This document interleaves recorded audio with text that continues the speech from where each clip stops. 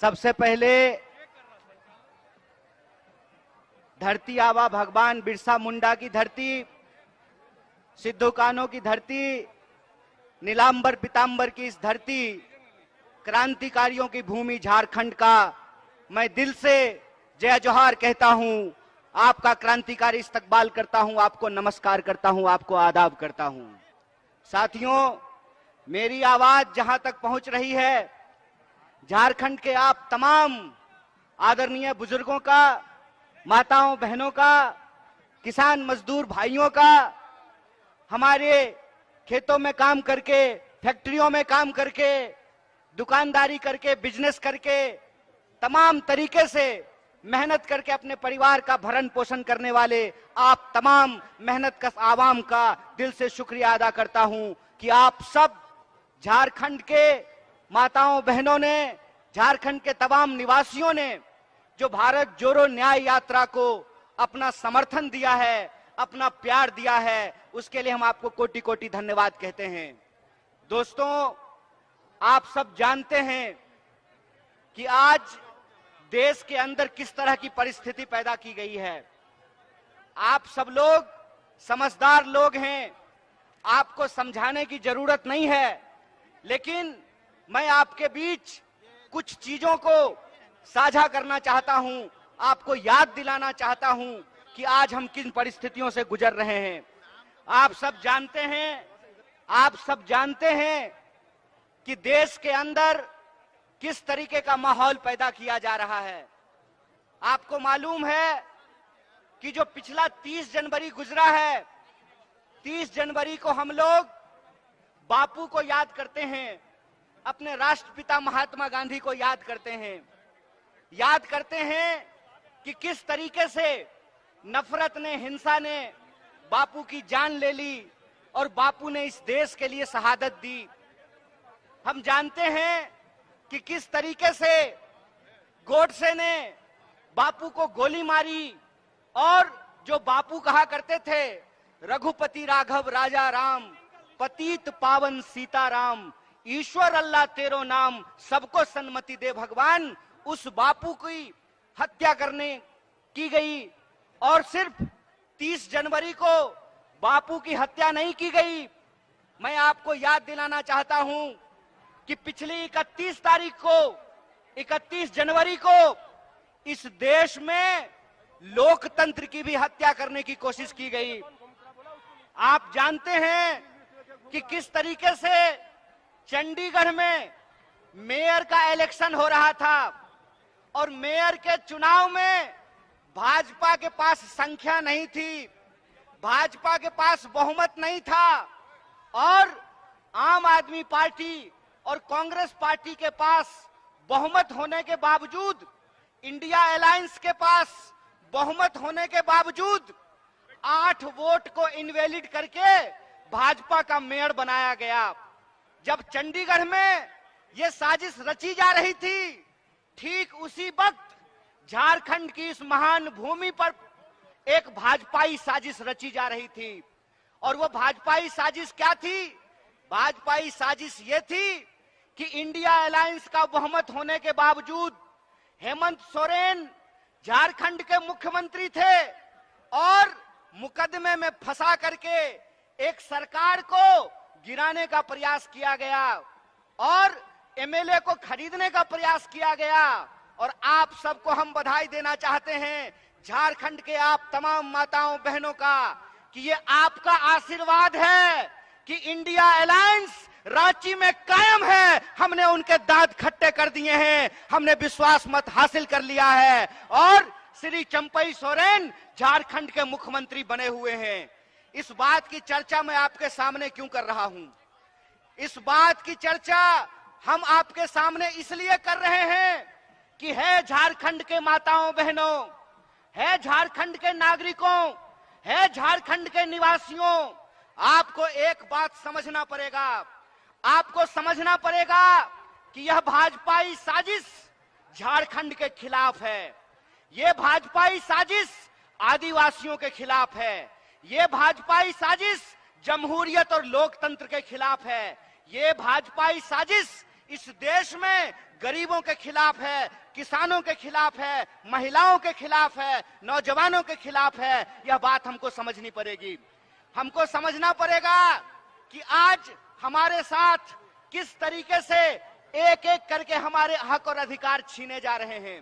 हमको समझना पड़ेगा कि किस तरीके से लोकतंत्र का गला दबाया जा रहा है।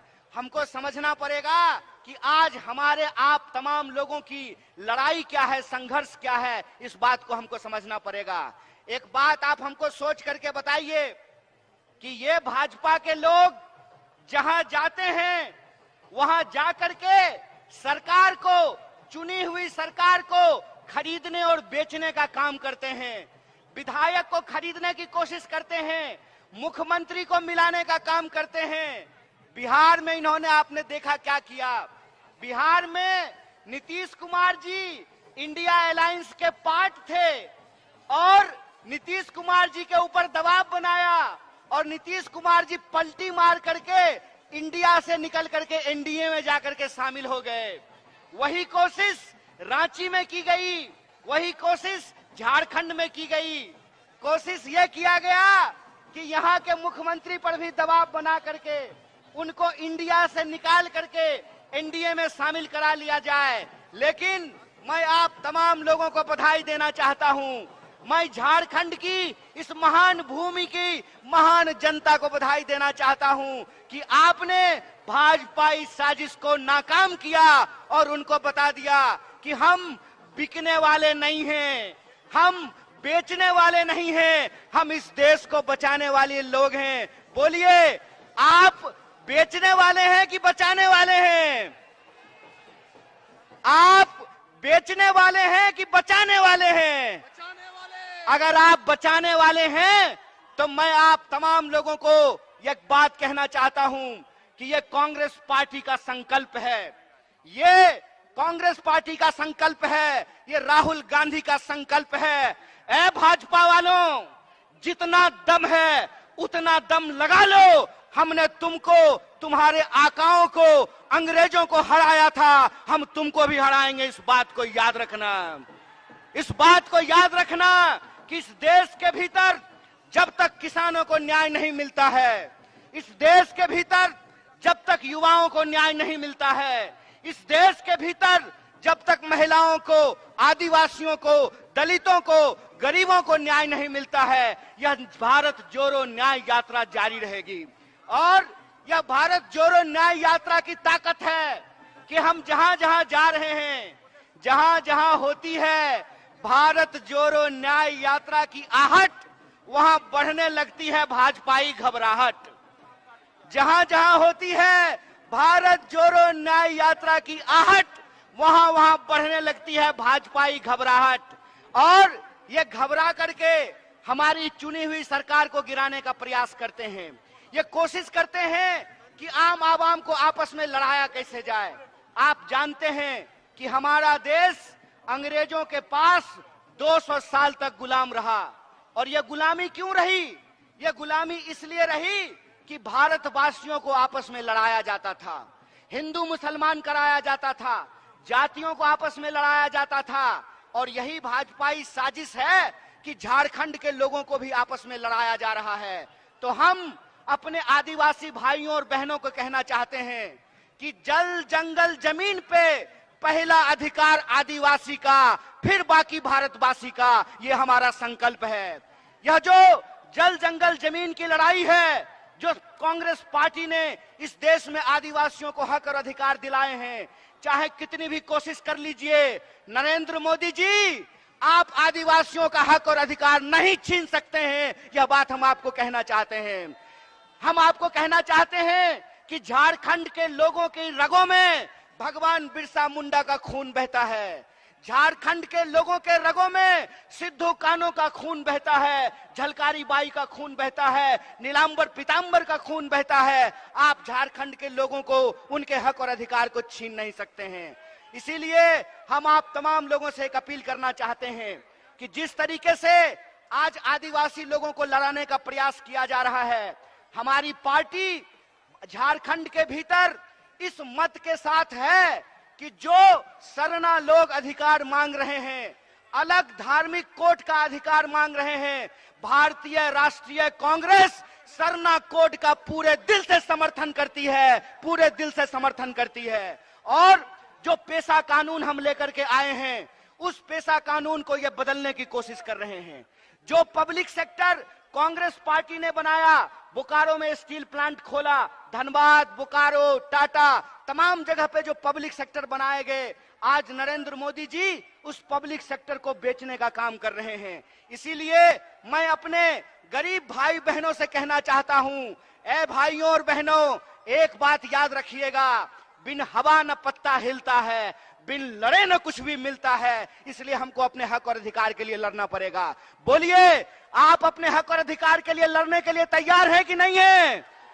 दोनों हाथ उठा करके बोलिए, तमाम लोग बोलिए कि आप अपने जल जंगल जमीन के लिए लड़ने के लिए तैयार हैं कि नहीं है?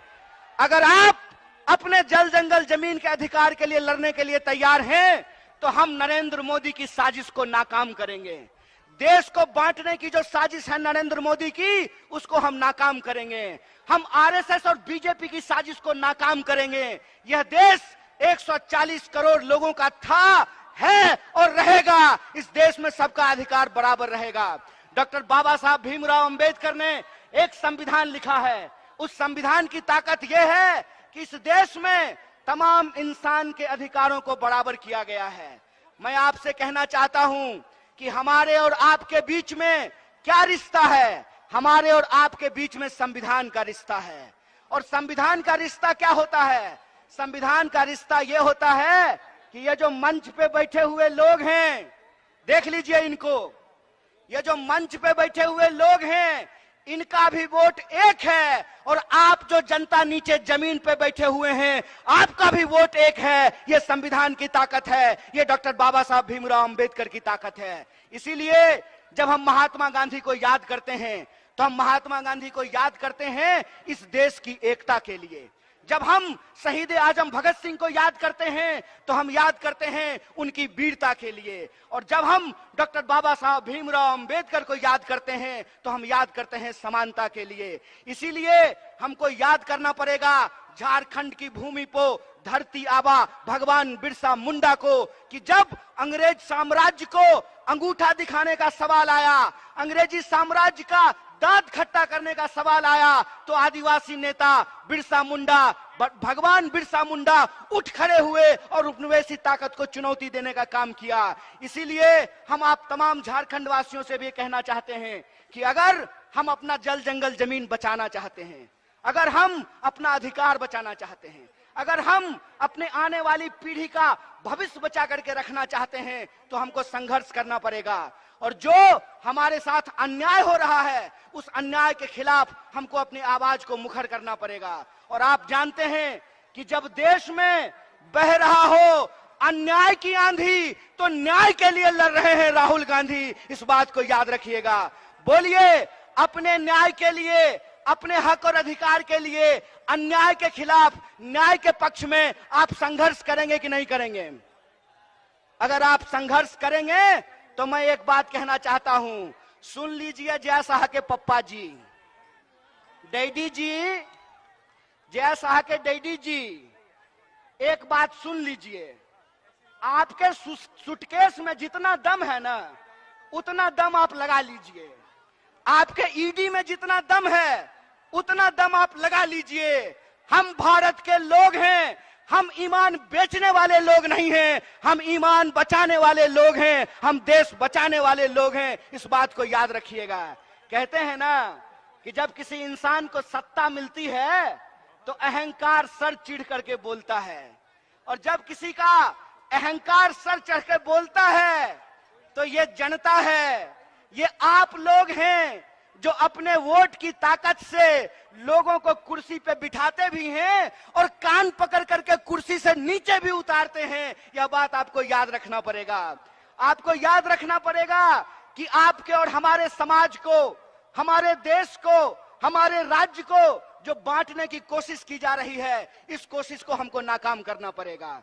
हमको यह सोचना पड़ेगा कि नेता अगर अपने बच्चा के बारे में सोच सकता है तो आदिवासियों को भी अपने बच्चे के बारे में सोचना पड़ेगा, दलितों को भी अपने बच्चे के बारे में सोचना पड़ेगा, गरीबों को भी अपने बच्चे के बारे में सोचना पड़ेगा, किसानों को भी अपने बच्चे के बारे में सोचना पड़ेगा, मजदूरों को भी अपने बच्चे के बारे में सोचना पड़ेगा।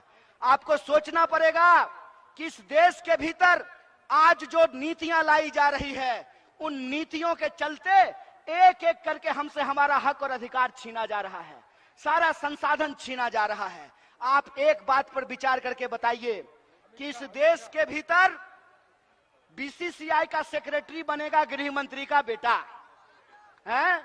मतलब बीसीसीआई के सेक्रेटरी को बनाने के लिए गृह मंत्री जी तैयार हैं।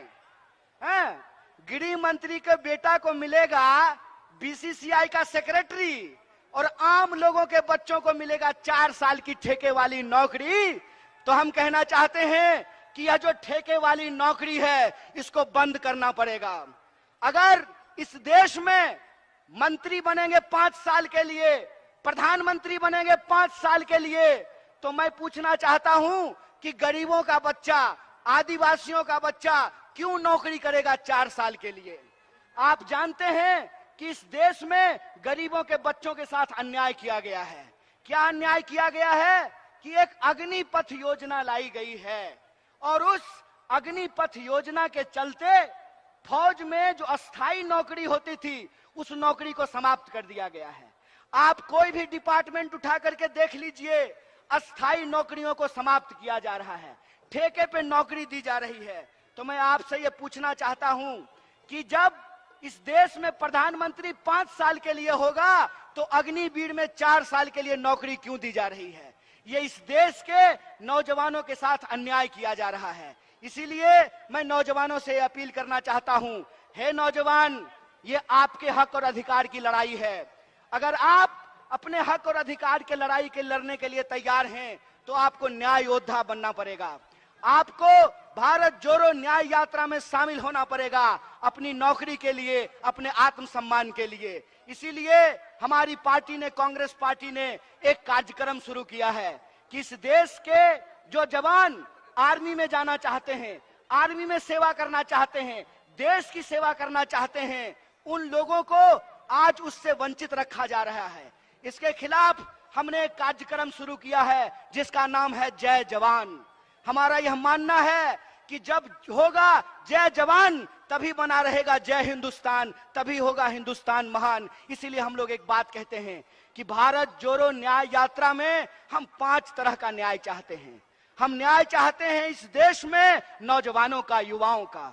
हम न्याय चाहते हैं इस देश में, इस देश के वो तमाम लोग, चाहे आदिवासी हो, दलित हो, ओबीसी हो, महिला हो, किसान हो, मजदूर हो, गरीब हो, हम उनका न्याय चाहते हैं। और इसी न्याय की मुहिम को लेकर के यह भारत जोड़ो न्याय यात्रा चल रही है। और तमाम राज्यों से गुजरते हुए हम झारखंड पहुंचे हैं। और जब हम झारखंड पहुंचने वाले थे, तो जय शाह के पप्पा ने पूरा कोशिश किया, खूब फोन लगाया, खूब जो है विधायक खरीदने की कोशिश की।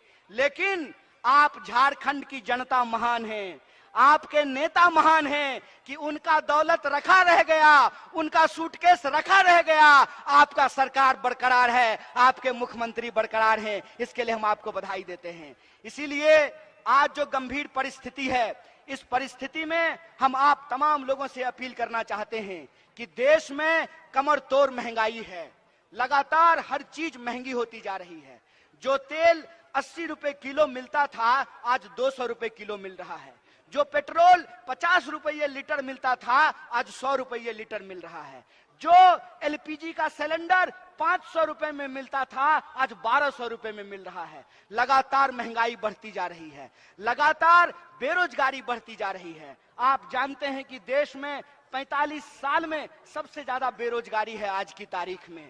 भारत दुनिया का सबसे नौजवान देश है, दुनिया का हर 5वां नौजवान भारतीय है। लेकिन हमारा दुर्भाग्य यह है कि आज देश में सबसे ज्यादा बेरोजगारी है। एक तरफ कमर तोड़ महंगाई है, दूसरी तरफ कमर तोड़ बेकारी है, और तीसरी तरफ आप आए दिन यह खबर सुनते होंगे कि महिलाओं के ऊपर अत्याचार हो रहा है। आप ये खबर सुनते होंगे कि आदिवासियों के ऊपर अत्याचार हो रहा हो, आप ये खबर सुनते होंगे कि दलितों के ऊपर अत्याचार हो रहा है, तो भारत के किसी न किसी कोने में किसी न किसी भारतीय के ऊपर अत्याचार हो रहा है। इस अत्याचार से हम मुक्ति चाहते हैं, इस अत्याचार से हम आजादी चाहते हैं। हम चाहते हैं कि संविधान ने जो हमको अधिकार दिलाया है उस अधिकारों को हम बचा करके रखें, उस अधिकार को हम सुरक्षित करके रखें। इसीलिए हम आप तमाम झारखंड के लोगों को ये कहना चाहते हैं कि ये लड़ाई देश बचाने की लड़ाई है, ये लड़ाई विचारधारा की लड़ाई है। इस विचारधारा की लड़ाई में एक तरफ वो लोग हैं जो इस देश को बेचने की साजिश कर रहे हैं। वो क्यों कर रहे हैं कि वो बड़े बड़े धन्ना सेठों से चंदा लेते हैं और चंदे के दम पर मीडिया को खरीदते हैं और जनता के सवालों को गुमराह करने का काम करते हैं। इसीलिए मैं कहता हूं कि इस मॉडल के खिलाफ हमको आवाज उठाना पड़ेगा। ये मॉडल है कि तुम मुझे चंदा दो, मैं तुम्हें धंधा दूंगा, ये मॉडल हमको समझना पड़ेगा। हमको ऐसा मॉडल चाहिए जो हमारे बच्चों को नौकरी दे, जो किसानों को उनके फसल का दाम दे, जो मजदूरों को मजदूरी दे, जो महिलाओं को आत्मसम्मान दे, जो आदिवासियों को जल जंगल जमीन का अधिकार दे। और आपको यह बात ध्यान रखना पड़ेगा कि अगर हम एकजुट नहीं रहेंगे तो ये हमको बार बार अपमानित करने का काम करेंगे। आपने देखा कि मोदी जी का समर्थक एक चापलूस पत्रकार किस तरीके से आदिवासियों को अपमानित करने का काम किया। हेमंत सोरेन के नाम पर, हेमंत सोरेन के बहाने किस तरीके से उन्होंने आदिवासी अस्मिता को अपमानित करने का काम किया। वो जो बेशरम पत्रकार था वो टीवी पे आकर के कहता है कि आदिवासियों को जंगल में रहना चाहिए। अरे हमारे पुरखे जंगल में रहते रहे हैं, हमको जंगल में रहने से परहेज नहीं है, लेकिन जितना यह देश तुम्हारा है उतना ही देश हमारा भी है। अगर तुम्हारे बच्चे अंग्रेजी स्कूल में पढ़ेंगे तो हमारे बच्चे भी अंग्रेजी स्कूल में पढ़ेंगे। आपने आदिवासियों को अपमानित करने का काम किया है। इसीलिए हम झारखंड के तमाम लोगों से कहते हैं कि हमारे आपके अधिकार की लड़ाई है। इस अधिकार की लड़ाई में 5 तरह के न्याय को सुरक्षित करके एक मुट्ठी की तरह हमको एकजुट रहना पड़ेगा। और अगर हम एकजुट रहेंगे तो हमको कोई हरा नहीं सकता है, कोई माई का ताकत लाल जो है हमारी ताकत हमसे छीन नहीं सकता है। इसीलिए मैं आपसे आखिरी अपील करना चाहता हूं कि आने वाले दिनों में आपको बांटने की कोशिश की जाएगी, आपको लड़ाने की कोशिश किया जाएगा, आपको धर्म के नाम पे भटकाने का कोशिश किया जाएगा। आपको एकजुट रहना है। बोलिए, आप एकजुट रहेंगे कि नहीं रहेंगे? अगर आप एकजुट रहेंगे तो हम आपसे वादा करते हैं कि यह इंडिया अलायंस न सिर्फ भारत को बचाएगा बल्कि आने वाले दिनों में हम तमाम आम आवाम के लिए एक बेहतर भारत का निर्माण करेगा। इसी आशा और विश्वास के साथ जो हमारे झारखंड प्रदेश कांग्रेस कमेटी के तमाम नेता यहाँ मौजूद हैं, उनका शुक्रिया अदा करते हुए और आप सबका शुक्रिया अदा करते हुए अपनी बात को खत्म करूंगा। शुक्रिया। इनकलाब जिंदाबाद। जय जोहार, जय जोहार, जय जोहार, जय जोहार, जय झारखंड, जय हिंद, जय भारत, जय कांग्रेस। न्याय का हक मिलने तक।